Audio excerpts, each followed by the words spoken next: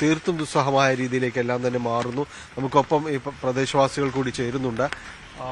ഹൈക്കോടതി നിർദ്ദേശങ്ങൾ ഉണ്ടായിരുന്നല്ലോ ഇക്കാര്യം. ഈ വെള്ളക്കെട്ട് തുടങ്ങിയപ്പോൾ തന്നെ ഞങ്ങൾ ഇതിനു മുമ്പ് 5 കൊല്ലം മുമ്പ് കേസ് ഫയൽ ചെയ്തു. മുനിസിപ്പാലിറ്റി കംപ്ലൈന്റ് കൊടുത്ത് ഇതുവരെ ഒരു പരിഹാരം കിട്ടിയില്ല. ലാസ്റ്റ് ഞങ്ങൾ ഹൈക്കോടതി സമീപിച്ചു. ഹൈക്കോടതി ഇടപെട്ട് ലാസ്റ്റ് കേസ് വിസ്താരം കഴിഞ്ഞ് വിധി കിട്ടി. അമസ് കസ്തൂരും ഈ ഇപ്പോഴത്തെ ചെയർമാനും അന്നത്തെ കൗൺസിലറായിരുന്നു. പൈപ്പ് സ്ഥാപിക്കുകയും വെള്ളക്കെട്ട് ഞങ്ങൾ കംപ്ലീറ്റ് പോവുകയും ചെയ്തു. അതിനുശേഷം ഈ കൊല്ലം ആണ് ഇപ്പോൾ ഈ വെള്ളക്കെട്ടിലേക്ക് വന്നത്. അത് പൈപ്പിന്റെ ഉള്ളിൽ കോൺക്രീറ്റ് കയറ്റി വെച്ചിരിക്കുകയാണ് ആ ഒരു സ്ഥലവാസി. അതുകൊണ്ടാണ് വെള്ളക്കെട്ട് അടച്ചു വെച്ചിരിക്കുക. അതുകൊണ്ട് വെള്ളം ഇവിടെ നിന്ന് ഒട്ടും പുറത്തേക്ക് പോകണില്ല. കലുങ്ക് വഴി പുറത്തേക്ക് പോകണതാണ് പൈപ്പ്. അത് വെമ്പനാട് കയലിട്ട് കണക്ഷനുള്ള തോടാത്. അത് മാറ്റാൻ പറഞ്ഞിട്ടൊന്നും അത് മുനിസിപ്പാലിറ്റി ഒന്നും 1.5 മാസം മുമ്പ് ഞങ്ങൾ കംപ്ലൈന്റ് കൊടുത്ത് ഞങ്ങൾ പരാതി കൊടുത്തിട്ടും മുനിസിപ്പാലിറ്റി ഉദ്യോഗസ്ഥന്മാരും ഒന്നും ചെയ്യുന്നില്ല. വന്നിച്ചും പോകും, ഒന്നും ചെയ്യൂല. അങ്ങനെ ചെയർമാനോട് വന്നു, എല്ലാം ചെയ്യാന്ന് പറഞ്ഞ് ചെയ്യുന്നില്ല. ഈ ചെയർമാനെ എല്ലാം അറിയാം. ചെയർമാനെ ബാബു സാറ് നിന്നിട്ടാണ് ആ പൈപ്പിട്ടത്. അമസ് കസ്തൂർ രാജേഷ് ഹൈക്കോടതി അവിടെ നിന്നിട്ടാണ് ആ പൈപ്പിട്ടത്. എന്നിട്ട് ഇന്നും ഇപ്പോൾ ഞങ്ങൾക്ക് വെള്ളക്കെട്ടിലായി കംപ്ലൈന്റ് പറഞ്ഞിട്ട് മിക്കസ് ക്യൂറിയുടെ അടക്കമുള്ള ഇടപെടലുകൾ ഈ കാര്യങ്ങളിൽ ഉണ്ടായിരുന്നു. പക്ഷേ ഇപ്പോൾ വന്നിരിക്കുന്നത് ആ പ്രദേശത്ത് രൂക്ഷമായ രീതിയിലുള്ളൊരു വെള്ളക്കെട്ട് അത് തുറന്നുവിടാൻ കഴിയുന്ന രീതിയിലേക്കുള്ളൊരു പ്രവർത്തനങ്ങളോ നിർദ്ദേശങ്ങളോ ആരുടെ ഭാഗത്തുനിന്നും ഉണ്ടാവുന്നില്ല. വീട്ടിലെ ഒരു സ്ഥിതിയൊക്കെ എങ്ങനെയാണ്? വീട്ടിലിപ്പോൾ മുട്ടിൻ്റെ അത്രയും വെള്ളമാണ്. നമുക്ക് നിന്ന് ഭക്ഷണം ചെയ്യാനോ ഭക്ഷണം കഴിക്കാനോ ബാത്റൂമിൽ പോകാനോ പറ്റാത്ത ഒരവസ്ഥയിൽ നിൽക്കിയിരിക്കുകയാണ്. അത്രയും വെള്ളം വീടിൻ്റെ അകത്ത് കയറിയിരിക്കുകയാണ്. എല്ലാവരും ഞങ്ങൾ വീട്ടിൽ നിന്ന് മാറേണ്ട അവസ്ഥയിലേക്ക് വന്നിരിക്കുകയാണ്. ഈ വേനൽക്കാലത്ത് തന്നെ ഞങ്ങൾ ഇത് ക്ലിയർ ചെയ്യണം, ക്ലിയർ ചെയ്യണം എന്ന് പറഞ്ഞിട്ട് പരാതി കൊടുത്തേക്കണമെന്നാണ്. ഇതുവരെ അതിനൊരു നടപടി ഉണ്ടായിരുന്നില്ല. അങ്ങനെ നടപടി ഉണ്ടായിരുന്നെങ്കിൽ ഈ വെള്ളക്കെട്ട് വരില്ലായിരുന്നു. അത് സർക്കാർ ഗവൺമെന്റ് ഇട്ടേക്കണ പൈപ്പാണ്. അത് ഗവൺമെന്റ് തന്നെ അതിന് പ്രതിവിധി കാണണം. മുനിസിപ്പാലിറ്റി ശക്തിയായിട്ട് അത് പോലീസിനെ വെച്ച് തുറക്കണം. അവനെ അറസ്റ്റ് ചെയ്യണം. ആ പൈപ്പ് അടച്ചവന്റെ പേരിൽ നടപടി എടുക്കണം. ഞങ്ങളുടെ വീടുകൾ നഷ്ടപ്പെട്ടു. ആ നഷ്ടം ആര് തന്നെ? ഞങ്ങളുടെ വീടൊക്കെ തകർന്നിരിക്കുകയാണ്. അപ്പൊ അതിന്റെ നഷ്ടം മുനിസിപ്പാലിറ്റി തന്നെ. കൊല്ലങ്ങളായി ഞങ്ങൾ ഇത് ഫൈറ്റ് ചെയ്യാണ്. മുനിസിപ്പാലിറ്റി ഒന്നും ചെയ്യാത്തതുകൊണ്ട് അതിനൊന്നാണ് ഈ സ്വകാര്യ വ്യക്തി അടച്ചിരിക്കുന്ന പൈപ്പ് തുറന്നു കൊടുക്കാനുള്ള നടപടികൾ ഉണ്ടാകണമെന്ന് തന്നെയാണ് നാട്ടുകാർ പറയുന്നത്. കാരണം ഇതൊരു ക്രമസമാധാന പ്രശ്നത്തിലേക്ക് അടക്കം നീണ്ടുപോകുന്ന രീതിയിലേക്ക് കാര്യങ്ങൾ മാറിയിട്ടുണ്ട്. അതിനകം തന്നെ ഈ വിഷയത്തിൽ ഇടപെടണമെന്ന് തന്നെയാണ് നാട്ടുകാർ പറയുന്നത്. ഒരു ദുരിതം നമുക്ക് പറയാവുന്നതിനേക്കാളും അപ്പുറമാണ്. അതിന് മുകളിലേക്ക് മാറിയിരിക്കുന്നു. കാലവർഷം കനക്കുമെന്ന എല്ലാ സൂചനകളുമുണ്ട്.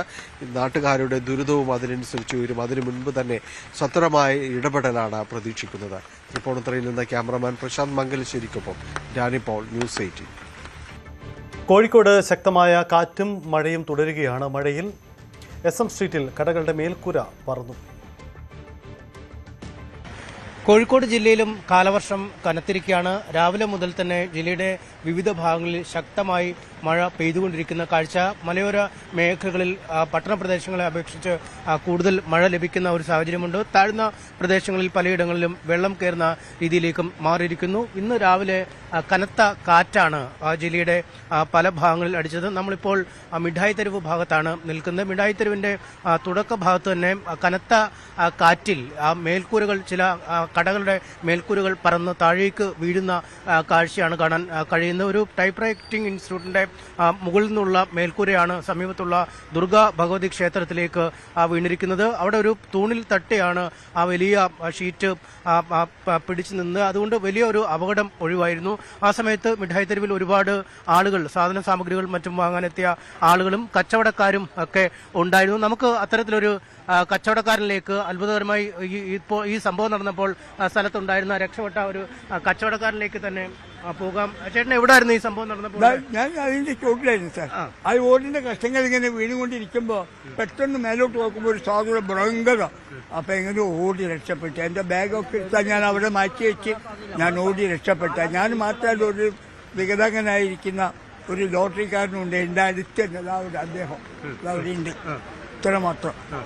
ഭയങ്കര കാറ്റ്, പലതും വീണ് ആ വണ്ടി, ആ ലോഡുള്ള വണ്ടി താഴത്തേക്ക് ഉരുണ്ട് അവിടെ എത്തി. അതുകൂടാതെ ഇത് അവിടെയായിരുന്നു, അത് മറിഞ്ഞ് ഇവിടെ എത്തി.